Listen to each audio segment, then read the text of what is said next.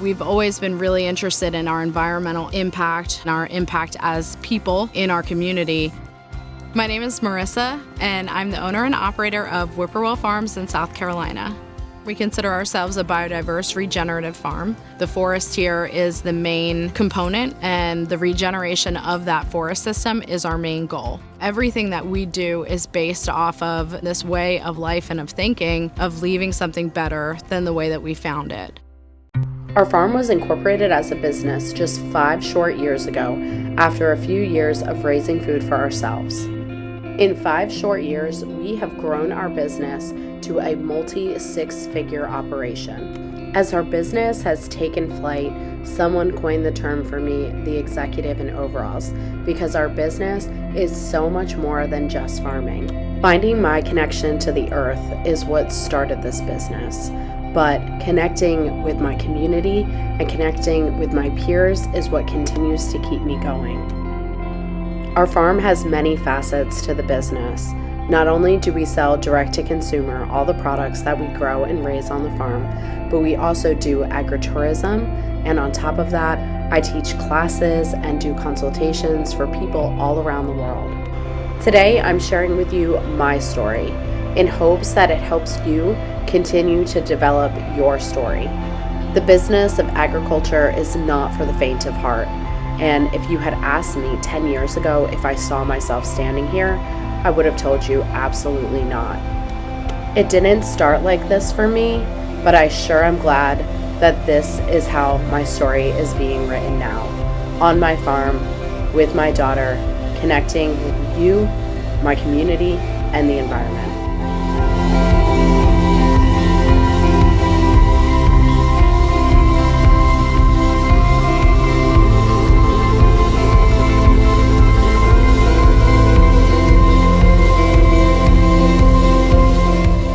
My name is Marissa Pecos, and I'm a first-generation female farmer. I have no previous farming experience and no farming in my blood. I just have this deep desire to help leave the earth in a better state than which I found it. What started as a 2-acre farm to sustain my family has grown into over 40 acres of a commercial regenerative farm. I've always loved the earth, science, biology, how we're all connected.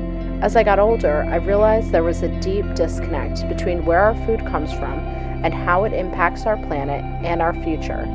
So I made it my mission to take a piece of land and restore the forest ecosystem while producing nutrient-dense food for my community and my family in the process. Over the last 5 years, we have grown, scaled, and pivoted.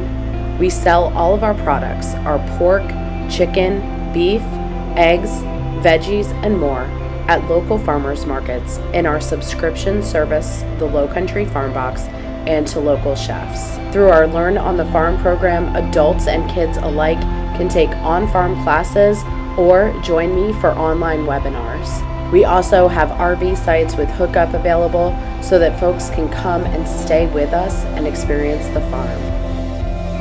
Our most recent addition to the farm is our pavilion, where we've been hosting farm-to-table dinners and other events.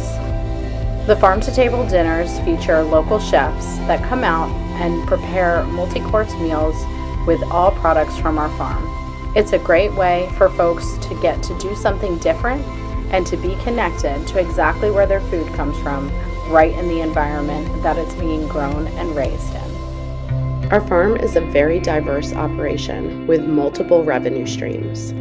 The products that we grow and raise all work together on the farm to make one big working ecosystem. Having a diverse operation is a lot of work. There is a lot that goes into having multiple types of revenue streams and many types of products, but it gives us the opportunity to lean in to products and revenue streams and pivot away from others when they just simply aren't working. Sometimes it's for a season, sometimes it's completely pivoting away. But regardless, offering different types of products and different revenue streams allows our business to continue to grow and continue to thrive even when parts of the business aren't. On our farm, we have found some core products that seem to work for us and work well for us.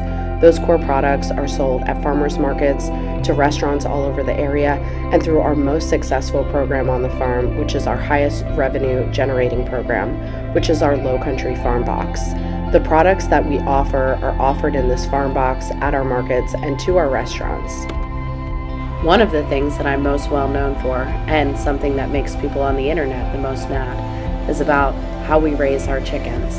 Every year we raise 4,000 chickens for meat in our woods and our silvopastures with absolutely no coop structures whatsoever. We're constantly working to stay one step ahead of predators and the weather, but for us, this has been one of the most special things that we do on our farm. For our pork products, we are a full farrow to finish farm, completely outdoors, completely in the woods.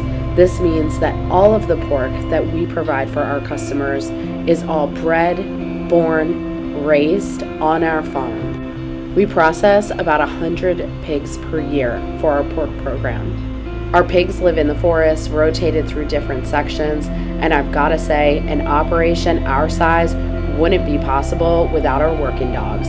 They are the ones that make sure that our pigs stay in line. Pasture-raised eggs are another core product for us.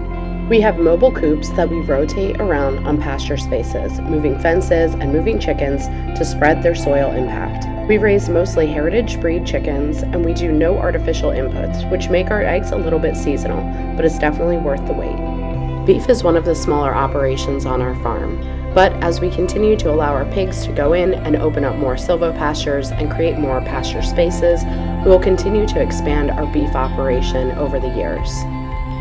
Another big part of our farm and our product offering is veggies and cut flowers. Our veggie and flower operation is done completely naturally and completely no-till. We don't bring any equipment into our gardens. We grow for 3 weekly farmers markets, our Low Country Farm Box subscription, and to local restaurants all over the area. After 5 years in business, we have grown our growing space now to 4 acres of no-till gardens. And not only are we really proud to be able to satisfy the needs of our customers, our restaurants, and the community, but we're also able now to put more food than ever before on our Pay What You Can produce stand. The Pay What You Can produce stand is a really special part of our farm. It's a place where we put food out for those in need so that they can take what they need and pay what they can. This past Christmas, we even put a bunch of toys out there, food, and a cooler full of whole chickens for people to be able to come out, take what they need, pay what they can, and have a really nutrient-dense Christmas dinner. My journey in farming hasn't been easy. It's come with a lot of growing pains, a lot of bumps and bruises along the way. But when I think about it, my whole life has been a series of bumps and bruises that have built my character and made me the person that I am today. It's made me the person that doesn't quit farming when farming gets hard. That is how I hope to inspire you today, to inspire you to keep going, even when it's hard, because even if it's just a glimmer of a reminder of why it's all worth it, that in and of itself is worth it. I sought my whole life to try to find my purpose. I tried so many things, but I can tell you that farming has given me purpose. It's given me a connection to my earth, to my community, and to my peers that nothing else has given me.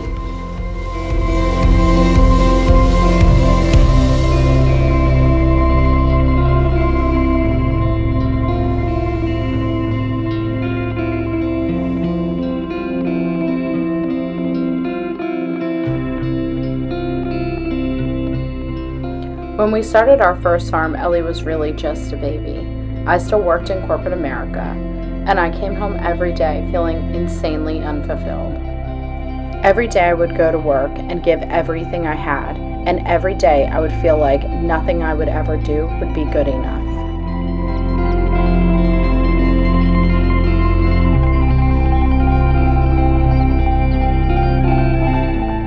So I would come home and I would pour myself into the land, into our farm, into our daughter.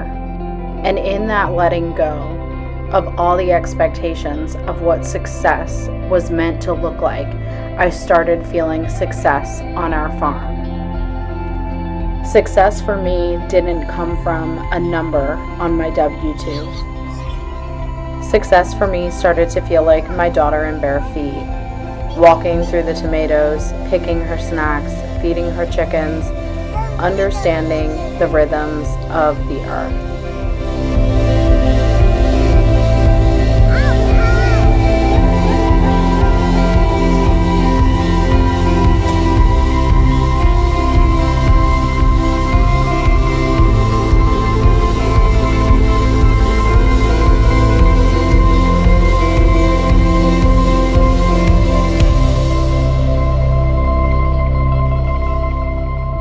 And as Ellie learned the rhythms, I found my own. I started feeling more like myself, the person that I had been seeking and searching for all this time. And when I finally found myself buried in the soil amongst the animals next to my daughter, I knew that I was ready to take the next step, to not just help myself, but to help my family and my community in the process.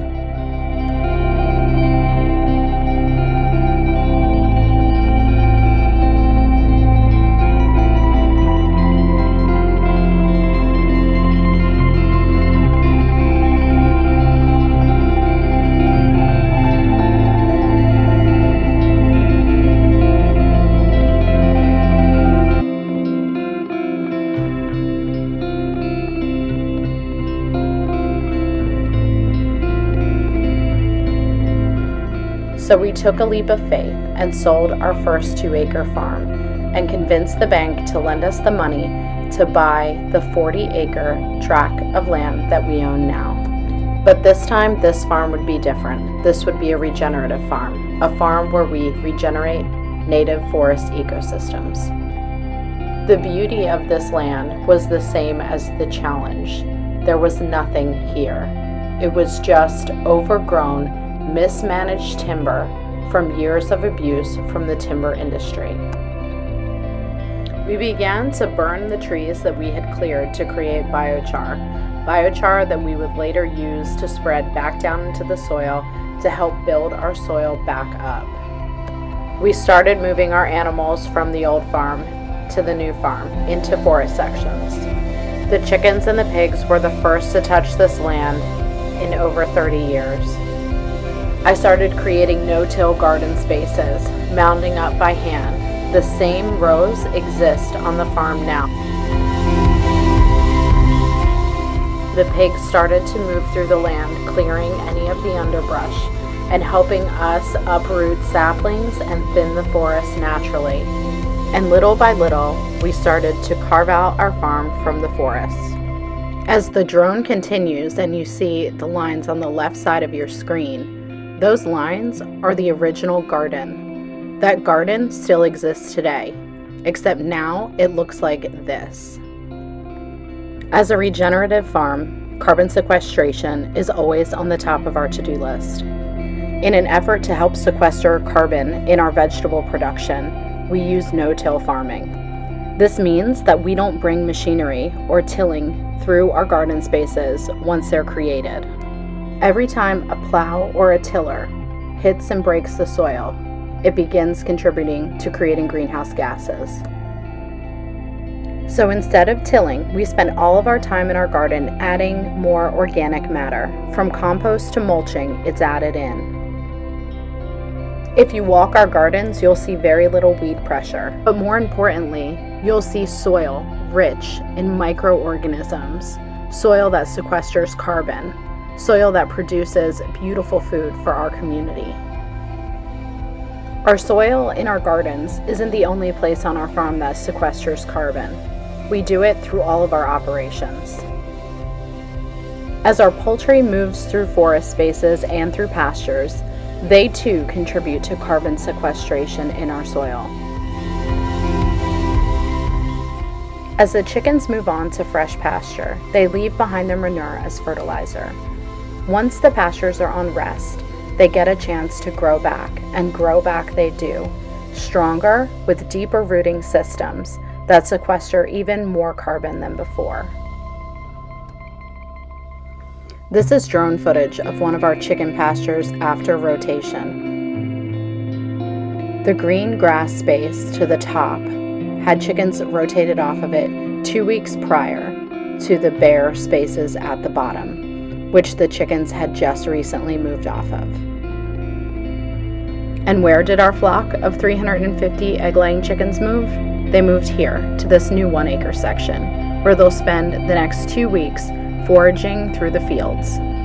And just like all of the other sections, when we move them off, we'll cover crop, and the soil will come back to life with greener grass than ever before, with more biodiversity than ever before too. But there's one important player on our farm that we can't forget about, perhaps the most important player of all, the trees. Just because we had to clear pasture spaces and thin our forests to open up so sunlight could get through to help green grass and other forage grow beneath doesn't mean we don't value the trees. In fact, we value them most of all. The trees provide more for our earth, the environment, and the ecosystem than we could ever provide. The trees provide food for the native ecosystem as well as our animals from the nuts and fruits they drop. They also provide shade and shelter, and they help sequester carbon.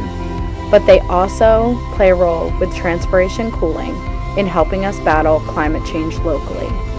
When you walk the forests of our farm, you will see that the temperature is 10 to 15 degrees lower in the forest, giving us a chance to provide a life for our livestock unlike any other. It's inevitable that we had to clear. We had to remove invasive vines, trees, and plants.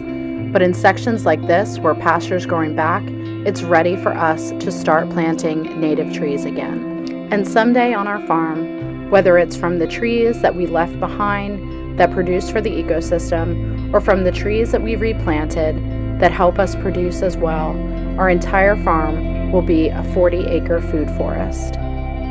A food forest for us, for the earth, for the environment, for habitat for our native animals, and for our livestock to help us feed our community. This hasn't been easy, and we haven't done this alone. In fact, we have a whole team of people working for us, volunteering for us, a whole village supporting us. A whole village that reminds me that while I can't do this alone, I can do this. And I can do this through the connection that I seek to the earth, through my community, and through my peers. I hope that this leaves you feeling more connected, like you know me a little bit more and know my story. And I hope that in the darkest times, this story gives you hope, because I want to tell you that even on my worst days on my farm, I would rather be there than at my best days anywhere else.